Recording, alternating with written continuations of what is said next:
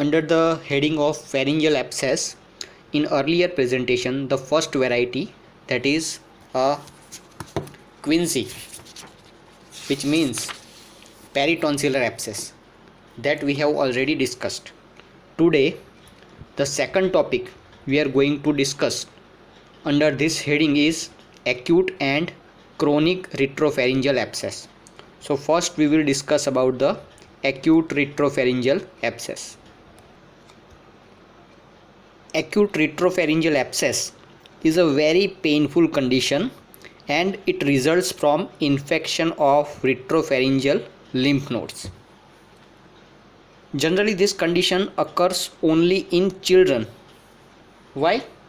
Because nodes gradually atrophy at one grows up.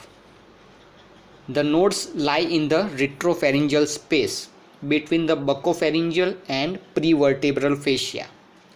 The space is divided into two compartments by a midline partition that is called as Gillette's space. If we study the etiological factor, age-wise it is seen usually under the age of 1 year and common in boys. Another factor, that is pharyngeal infection. Nasopharyngeal and oropharyngeal infection may cause infection of the lymph nodes in the retropharyngeal nodes and lead to a development of acute retropharyngeal abscess. Debility or exanthemata, it predisposes to the inflammation of retropharyngeal nodes and thus how it produces the acute retropharyngeal abscess. Another factor is trauma to the pharyngeal wall by sharp foreign body may cause it. Another cause is mastoid abscess. It rarely tracks along the eustachian tube to the retropharyngeal space and produces retropharyngeal abscess. The causative organism is usually Streptococcus and Staphylococcus aureus. The clinical features are, first is dyspnea. It is due to the pressure symptom, so it is caused by pressure on the larynx. Another clinical feature, it can produce dysphagia. Child finds difficult to swallow. Apart from that, there will be a presence of croupy cough. The voice, there will be a cry of the child which becomes like a quackening of a duck, that is very peculiar. Apart from that, blocking of nose due to the spread of edema to the nasopharynx may occur, and constitutional symptoms like fever, and the child becomes restless and toxic. On examination in oral cavity, there is a presence of unilateral swelling in posterior pharyngeal wall which shows signs of acute inflammation. Once the abscess forms, it presents as a soft fluctuating swelling which extend upwards towards the nasopharynx and downwards into the cricopharynx, but does not cross midline due to the median raphe. The neck will be held stiff and there may be a presence of torticollis. The acute lymphadenitis, the jugulo-digastric lymph nodes or the lymph nodes in the upper part of peritonsillar triangle may be inflamed. The complications of acute retropharyngeal abscess is laryngeal edema, dehydration and spontaneous rupture. In laryngeal edema, there may be a difficulty in breathing, so it is dangerous possibility and it will require sometimes tracheostomy. Due to the diminished intake of fluid, there is dehydration and the spontaneous rupture will lead to a sudden death as there is inhalation of pus. In differential diagnosis, it should be differentiated with the cold abscess of retropharyngeal lymph nodes and cold abscess of vertebral column. In diagnosis, radiology is helpful.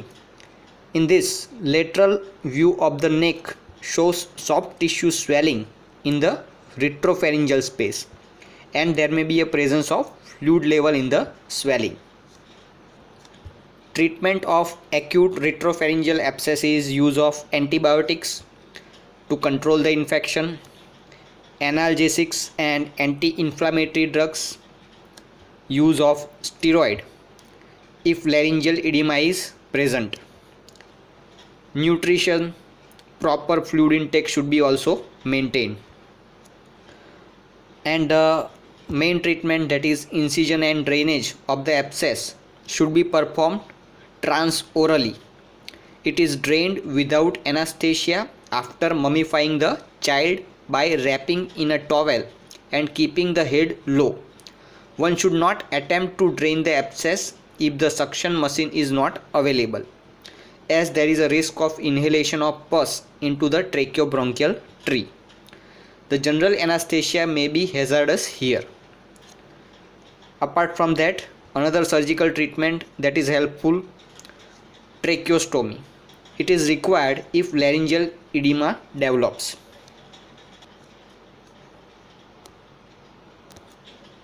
Now the another part of the retropharyngeal abscess, that is chronic retropharyngeal abscess. It occurs in two forms. One is lateral type. So this is a lateral type of retropharyngeal abscess. In this, it occurs due to the tuberculous infection with cold abscess formation in the retropharyngeal lymph nodes.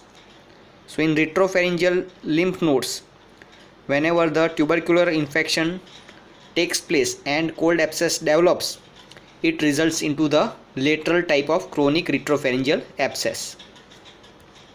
Another variety, that is central type, which begins in the midline and spread on the both the sides. It is due to the prevertebral cold abscess from tuberculous vertebra spreading behind the prevertebral fascia. There is no middle partition behind the prevertebral fascia, and this variety is the more common one. Now the clinical features will depend on the two varieties, whether the cold abscess that is formed due to the secondary due to the retropharyngeal lymphadenitis, or the cold abscess developed secondary to the caries of the vertebra. So first we will study the clinical features when there is cold abscess secondary to the retropharyngeal lymphadenitis. Age wise, as the retropharyngeal lymph nodes present up to the age of 8 to 10 years, this condition occurs exclusively in the children. So the cold abscess secondary to the retropharyngeal lymphadenitis resulting into the development of chronic retropharyngeal abscess generally found in between the up to the age of 8 to 10 years. The abscess occurs on right or left side of the midline due to the median raphe. It is similar to acute retropharyngeal abscess. The course of this condition is protracted and less dramatic. It presents as a soft fluctuating swelling without sign of inflammation, and cervical lymphadenitis may be present. Now the second variety, that is cold abscess secondary to the caries of vertebra resulting into the chronic retropharyngeal abscess. This can occur at any age. Abscess is characterized by midline swelling spreading on both sides of pharynx. It is soft, fluctuating, painless and without sign of inflammation. The neck movement will be restricted and there is pain in the back, the neck due to the caries of spine. The investigations helpful here are radiograph of cervical vertebra. In this, it can reveal caries of spine and soft tissue shadow of the abscess. So one investigation is radiograph of the cervical vertebra. Another investigation that you can do is radiograph of the chest to find out the pulmonary Koch infection or pulmonary tuberculosis, resulting into the development of a cold abscess into the retropharyngeal lymph nodes, or cold abscess resulting into the caries of vertebra. Apart from that, hemogram, ESR and tuberculin test that is also advised. Bacteriological examination that confirms the cold abscess. Now here the chronic retropharyngeal abscess develops due to the tuberculosis, so treatment with anti-tuberculous drugs is essential. Incision and drainage of the abscess may be performed by incision at anterior or posterior border of sternomastoid muscle. It can be also aspirated. Under cover of antibiotics and anti-tubercular treatment, one may aspirate the abscess with a thick needle inserted through the oral cavity. So it can be treated either through the incision and drainage or by aspiration. Caries of spine requires the orthopedic treatment. So that is all about the treatment of